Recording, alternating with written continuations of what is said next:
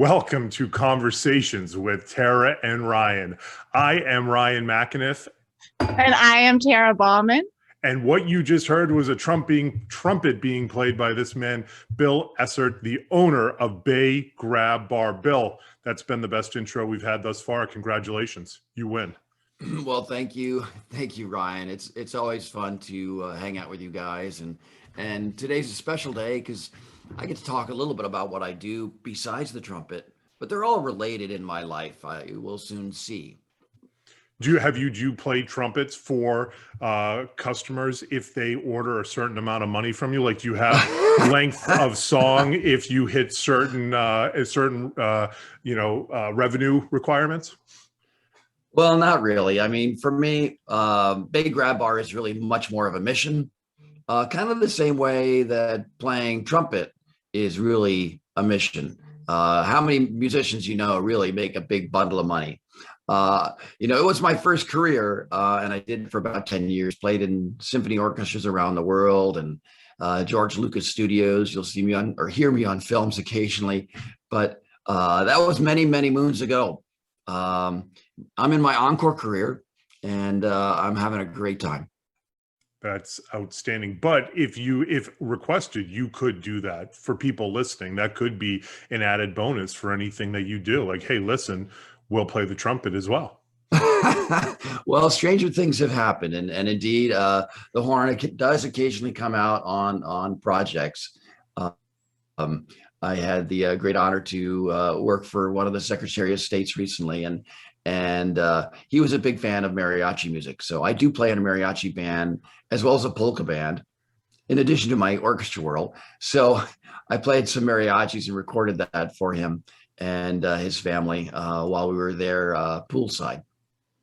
That's amazing. I think you need to write a little something for the National Aging in Place Council. We can play it every time we have intros to our programs. Well, every good program does have a tag, a musical tag. So this might be the beginning of something new. That's true. What do you think, Ryan? I think we could work with it. I'm open to all possibilities. Or improve 1% every day and you'll be doing good. Right. So Bill, can you tell us a little bit about how you got into how you went from music into the aging services marketplace? I'm sure that was an interesting transition. Well, it could be a long story, but I'll give you the Reader's Digest version. So I did start out in the music world, and when I hit early adulthood, I realized it was time to do and add something else besides my music to my life. So I had a long chapter in construction as a preservationist, working in historic preservation, a contractor, a manufacturer, a designer, working in historic properties across the West Coast and other pretty places. And that was a great ride. After that project, which went for about 25 years, I was in between, and I was doing hospice volunteering as a hospice volunteer for a local hospital here in Northern California. And right around that same time, I scheduled a visit with my parents, and they're aging in place in Arkansas. And so I flew down there. This was pre-COVID, and had a great time for about a week. And then the end of the week, we were going to take an outing. Mom and Dad, Mary and Bob. Oh, let me show you a picture. They're on the front of my flyer. There's Mary in red. And if you look carefully, she only has one arm. She's an amputee. And when my mom and dad go out of the house, they hold their hand, pretty firmly, so that she has balance. When she's in the house, she'll use a cane. And so on this outing that we had planned on a Friday afternoon, just like today, we were going out the breezeway, and my father paused for a minute and said, "Oh, I got to check the garbage cans or the mailbox or something like that." And so Mary stayed kind of by the garage door. I'm 6 feet behind, kind of observing and making my own way. Mary takes upon herself to open the garage door unbeknownst to us, and travel down 2 stairs, or start to travel down 2 stairs into the garage where the car is parked. Well, given her balance and Bob was not there to hold her hand, she did a belly flop. Well, more like a head flop. It was really ugly. She's okay, but it proceeded to emergency room, ambulance, rehab, et cetera, which went over about 3 weeks of recovery from that fall. And that was really her first big fall. So during that period of time, I extended my visit, asked my dad if I could use his tools. I brushed off my contractor mind and my carpenter head and built some ramps, some railings, installed some grab bars. And lo and behold, she came back from the hospital. She was able to get into the house in a wheelchair, and continue her life living safe and independently from the work that I did. So, then I got back to California right after that. She was situated, and I signed up for a course called Certified Aging in Place Specialist. Well, it's a whole program down in San Diego. And I brushed off my contractor's license from my work in construction and got some insurance, built the website, created a business, put out my shingle, and that was the beginning of Bay Grab Bar on the heels of the music. So tying it all together, my work with Bay Grab Bar, helping seniors stay in their homes safely and independently, is done artfully. So that's really the tie-in between the music and a home safety, which is what I do in my day-to-day work. And I still, at night, in my gig life, I blow the trumpet out as well and play in those various ensembles around Northern California and other pretty places. Wow, that's really amazing. We had a person on a couple of weeks ago that was doing universal design and talking about grab bars and how pretty they are now. And it's not so institutional. And to make your home safe and to help prevent falls in your home, it doesn't have to look like you're in an institution. It can still look like a beautiful home with decorative, ornate things all around you. So that kind of leads us to one of our other questions. Your company is called Grab Bars, but I'm assuming that you do other things within your company to help with the fall prevention. Do you do safety assessments as well when you go into the home? Sure. Yeah. I usually start off a relationship with a new customer with a free assessment, and I do that virtually, just like we're doing it today.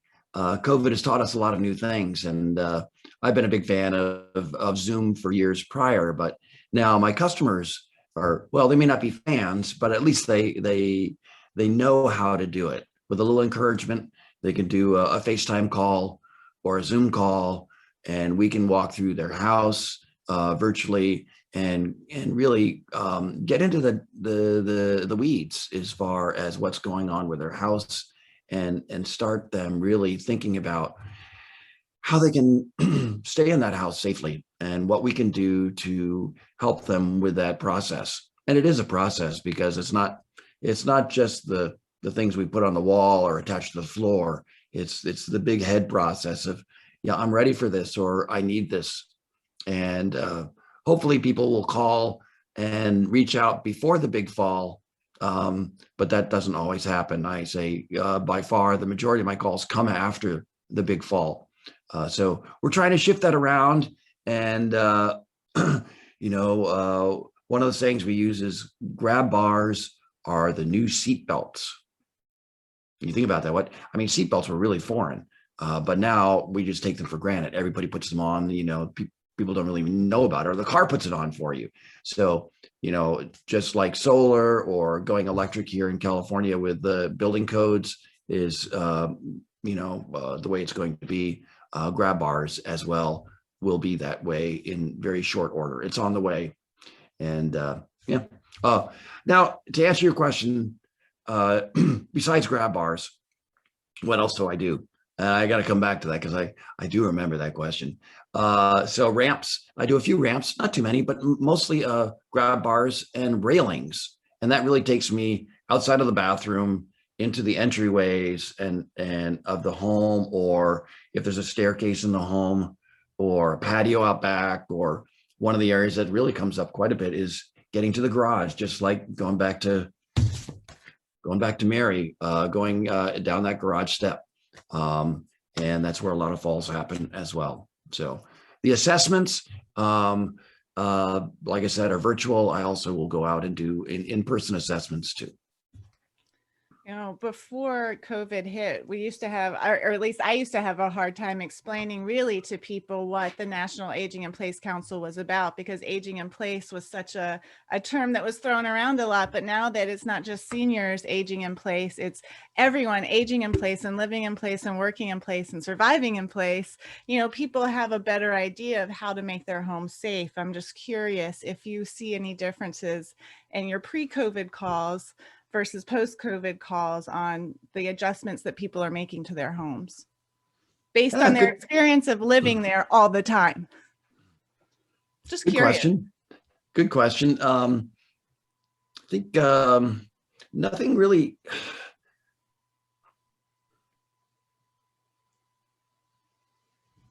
The clutter factor. In my world, I do come upon a number of hoarders or semi-hoarders, and a semi-hoarder, I might classify someone who's just got a lot of clutter around, and those areas of clutter have reduced because we are spending more time. You know, your time, and I would say that's really the only thing, other than when sons and daughters, family members are reaching out to me, those folks are more actively present in the decision process, because they are, even though they might not be there physically, they're there virtually and that much more concerned because they have more time and more concentration on what's going on with their senior parents. So if someone were building a home, what would you say they could do proactively to kind of age in place while you're in your 30s or 40s? Is there something that, as home builders, do they ever approach you and say, help us with this design? I get those calls occasionally, and maybe not 30s or 40s, but 50s and 60s. Sorts of things are very straightforward, really, design wise, very attractive. I love the idea of the open floor plan in the bathroom, where the shower area is open to the toileting area, because then it's just easier to clean up. It's one mop and it's like the whole thing. And it's as long as that's presented in that way, very popular in Europe and has been for years, decades. And so people are starting to do the open floor plans in the bathrooms. Higher toilets, why not? They're just more comfortable all around. Or a bidet, it just makes sense. Well, particularly with COVID, that's a good one. Yeah, so we see a lot more bidets because the bidet rage came when the toilet paper was so short, right? Get a bidet. Toilet paper is minimized. So those are some areas that come. Oh, lastly, I'm sure there's many more, but just coming off the top of my head, are door openings, keeping door openings a little wider. And code has kind of driven that already, but you go into the houses of the 50s and the 60s, you'll see like 28-inch doors, and that's just really not smart. Just design wise, and certainly getting a wheelchair through difficult. So going to a 32 or a 36-inch door is much more sensible as you're thinking about doing a remodel. Yeah, and I mean that's one of the things that's going to be interesting. In Massachusetts, we have a law that's making, or a proposed law, a bill that's making its way through the state legislature, which is going to be about having the state pay for home modifications. The thinking being, and it's probably rightfully so, is that it is far cheaper to spend a few $1,000s on grab bars and railings and things like that in the home than it is with what your mom went through, where she fell, she injured herself, she went to the hospital, she went to rehab, then she came home with what I assume was VNA or Medicare certified home care services, that probably cost hundreds of thousands of dollars versus putting in those grab bars, dusting off your contractor hat, as you, or belt, as you were saying, cost maybe a few $100s, if that, whatever it ended up costing. So I agree with you. The only difficulty we're going to have out in like the East Coast side is all our homes are from like 1900. They're all built with like field stone foundations, and so you have some of these very awkward houses that are difficult to have like wheelchairs in, and they're small and they're tight, and it's a difficulty. But at least we're trying to do something out here to keep people safe in their home, because what you do with home modifications is a lot less costly than a fall or an injury that your mom experienced. So true. And I'm involved in a couple special projects along those lines here on the West Coast, where it's not being done by the state. I've kind of been following Massachusetts and England. I have a brother in London who just went through this with his mother-in-law, and that's been like that with their their public medical program for years and years. That's just part of the process. As they come out, put the grab bars in, put in a ramp at the right trigger point when the doctor says do it, and it gets done, and no paperwork. It's just so wonderful, and I'm so happy to hear Massachusetts is getting closer to that. And the program that I'm working with a company to start up here in the West Coast, they're actually working with some of the insurance companies to do some of the same sorts of things, so that it's included in insurance programs through Medicare Advantage. These are possibilities that are moving forward finally in the marketplace. And yes, it's going to save a lot of money in the public money and the private money, for instead of putting it into the hospital visit, just put a small trickle up front, saves that insurance company a ton of money on the back end. So makes sense. Do you run into a lot of homes that you have to draw on your historic preservation? When you go in San Francisco, I love the homes up there. Do you ever come across any challenges, and can you tell us maybe how you get around those? Yeah, actually, I do hearken back to that experience. I was doing a project earlier this week in Pacific Heights, grand home, 1925-ish construction, and the tile in the shower it looked like pretty standard old school ceramic tile, but the backing behind the tile wasn't just green board or concrete board, which is maybe only an inch and a half thick. This went to the point that it was 3 inches thick, and I typically carry, my maximum screw length is 3 inches, and this was actually 3.5. I correct myself. And so I got caught with my pants down, so to speak. Well, how am I going to attach this? Well, San Francisco has many wonderful things, and Cole Hardware, they're all over the place. It's like it's not a franchise, but they really figured out how to put hardware stores into little neighborhoods. So it was like, I'm in North Beach, and I walked 3.5 blocks, and I came back with the perfect 3.5-inch stainless steel screw that solved the problem. Okay, nice. Well, I know before we started, you had a presentation that you wanted to share. For those of you that are listening, I hope that you can, we'll be able to convey the information properly, but you could also go on NAIPC-TV on YouTube. All of our podcasts are uploaded. If you want to see Ryan's pretty face every other Friday, that's where you can go to see it. So I think the share screen is good. You good, Bill? It's failing to start. Try again later. Well, that's always a good message to get. I love that one. I think there's a trick. I went through this once before. Let's see if we can figure that what that trick is. Share screen and push the button. There we go. Okay, play. You just got to do it in the right order. Okie dokie. So welcome to Bay Grab Bar, artfully helping people stay in their home safely and independently.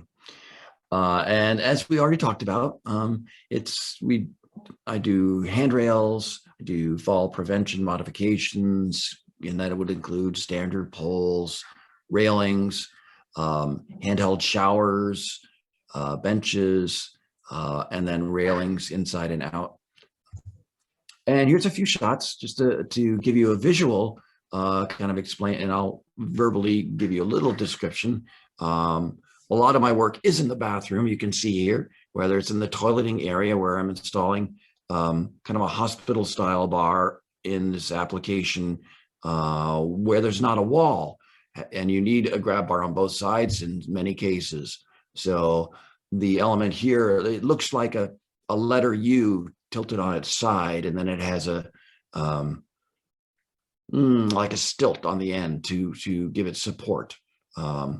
And then typically a grab bar. One of the interesting things about, and always comes up in my assessments, is part of the people process in specifying a grab bar in a toilet area is to find out whether the client patient is a puller or if that same person is a pusher.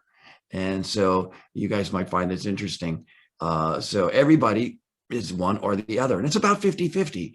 When you're getting up from a chair or from a toilet, in this case, what do you prefer to do? And what is your natural way to get up and down? Because we want to go with the way we're naturally performing.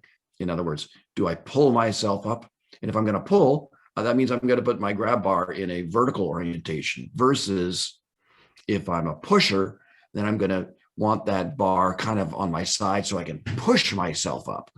And you'll see different applications here as we go through these pictures, but that's kind of just a helpful hint for those of you thinking about putting in your own grab bar, or thinking about having someone and giving them the direction. Yeah, I really think I'm a puller.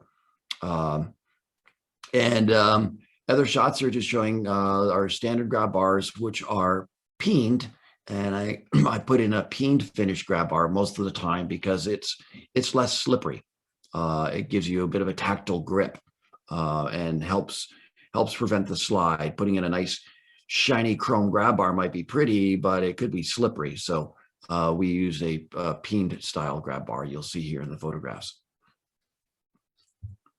And we do have the discerning clients as well that want to have something particularly special or pretty or decorative. And so we offer a wide array of decorative grab bars too. In this picture, we're showing some with a kind of an old world bronze finish in a rather ornate style that's rather classical or traditional, you might say, instead of the more utilitarian style. And it also features a handheld shower. And you'll see the location in a tub, which is helpful in getting out of a sunken tub as well. Earlier, I talked about some of the other work beyond grab bars, and handrails is really a large part of that. These photos are showing interior handrails, and so that you can go up and down the stairs with rails on one or ideally on both sides. In this application on the right, you'll see an existing handrail, and we wanted to complement that with something similar, but not exactly the same. Using a modular system out of Canada called Promenade. And different other materials I'll work with. You'll see one in brass here, wood, and I think the next shot shows wrought iron. So these are exterior shots showing staircases or steps to the front or back doors. And I work with standard type rails as well as custom type rails in those applications. Sometimes they're custom finishes, but every rail has to be somehow or another adapted to the stair, because there's no stair step that is exactly the same. And lot of pickets, little wordology here for you. Etymology? No, that's animals. Okay.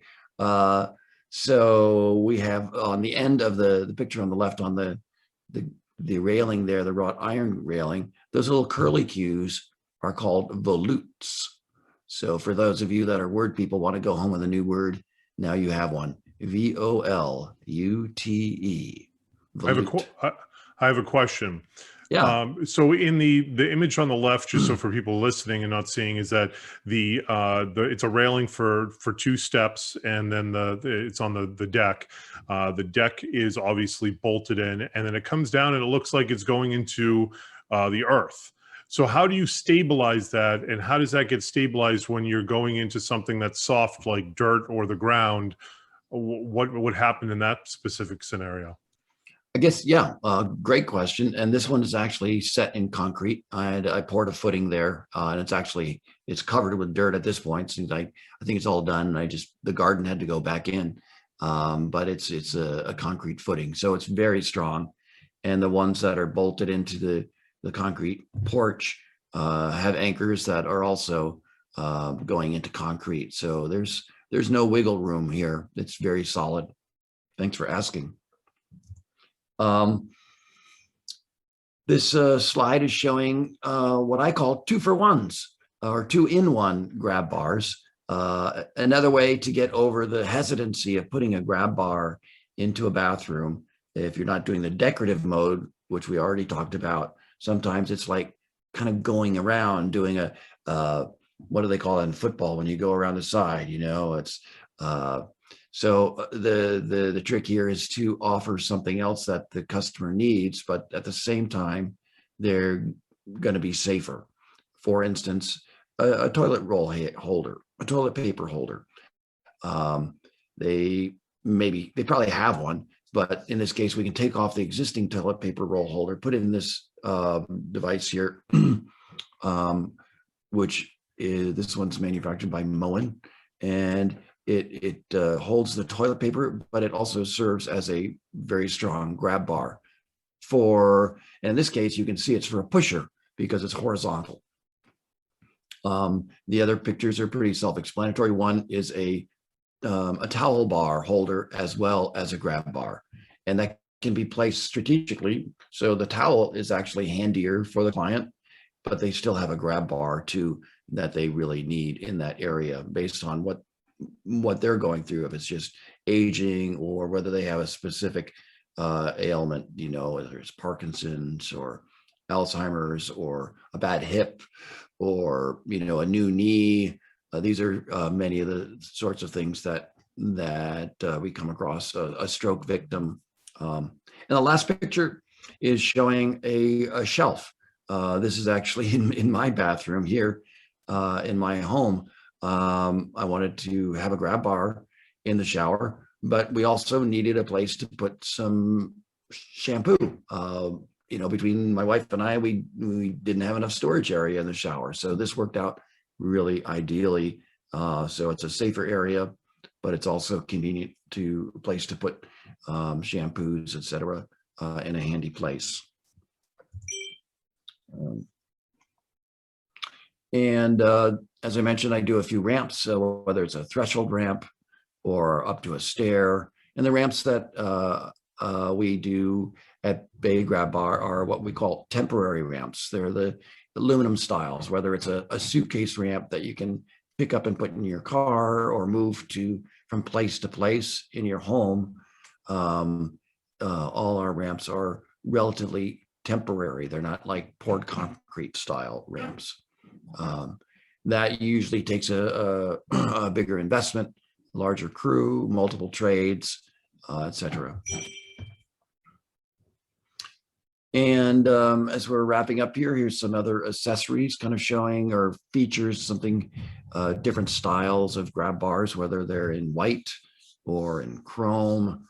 You can see the different sorts of bathrooms and areas that we work with at Bay Grab Bar. And if you need to get a hold of me, here's the contact information as well. You can find us on the web at baygrabbar.com.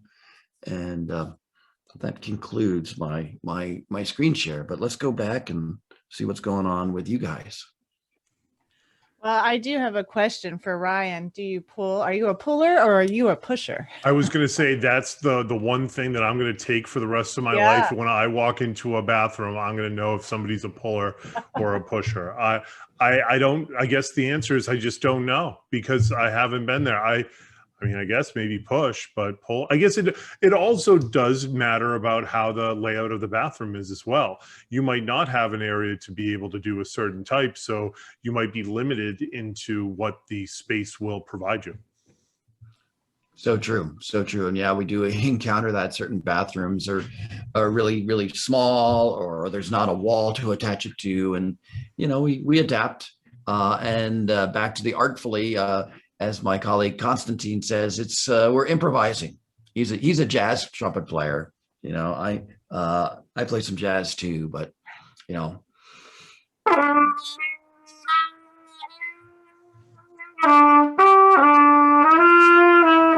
So that's a good way to put it.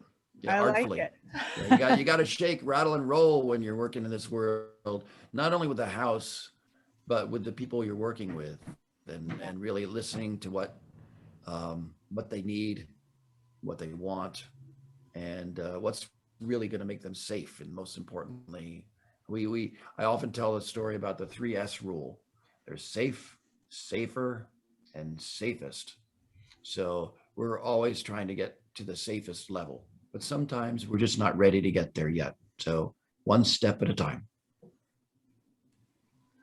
Absolutely. I think that's a great way to look at it and helping people out. Now, let's talk about the NAIPC for just a moment. What kind of brought you to the NAIPC, and what are your kind of thoughts on that, and how has been your experience with the NAIPC? Well, here in Northern California, we have a new chapter. It's relatively new, and so I'm one of the early adapters, excuse me. I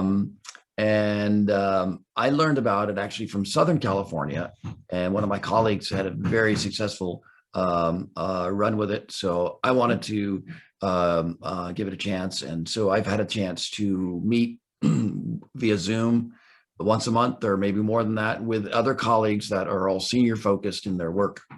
And it may not be other home modification people. It might be other people that are working with seniors in other ways, whether it's home care or reverse mortgages, or, you know, other health related things. It's the whole gamut of the senior world. And we all share that senior focused mentality, and everybody's got a story, you know, kind of like me with Mary and Bob. Everybody in this world has some senior story, whether it's an aunt, an uncle, a parent, grandparent, and we all bond over that, gather, and not only learn amongst ourselves, but share those resources with other people outside the organization that really need to know more, whether it's a program like this that's national or more regional, where we can go into a center or a home or a hospital and let them know that they have resources and alternatives to help them stay in their home, or just live their life, whatever that might be. Yeah, one of my favorite things about the National Aging in Place Council is you get to learn from other people's experiences and knowledge, and just having a conversation before a meeting starts about a patient, somebody else can overhear it and say, oh, have you tried this? Or, oh, this Medicare plan covers that. You should have her talk to so-and-so. So even if you are only doing business, say locally, it's still pays to go to these national meetings or speak on a national podcast like this, because you never know who you're going to help or touch, or who needs your services, or a family member in Atlanta like my mom. I use the Atlanta chapter all the time to help my mom age in place. So I love the collaborative environment that we have here. Plus, we educate seniors and families on aging in place. So I love being a part of this. I'm glad that you're a part there in San Francisco. And of course, Ryan is out in Massachusetts. So I think this is a good time to wrap it up. This has been a super fun podcast today with your trumpet playing. That's definitely a first for us. So thank you for that. And hope to see everyone at some of our NAIPC events in the future. And in another 2 weeks, you'll get a great new podcast up on our YouTube TV. So Bill, take it away.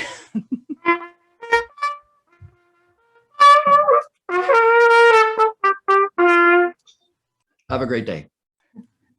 And thank you all for listening. It was great having you, Bill. And we will catch all our listeners on the next one. Have a great day.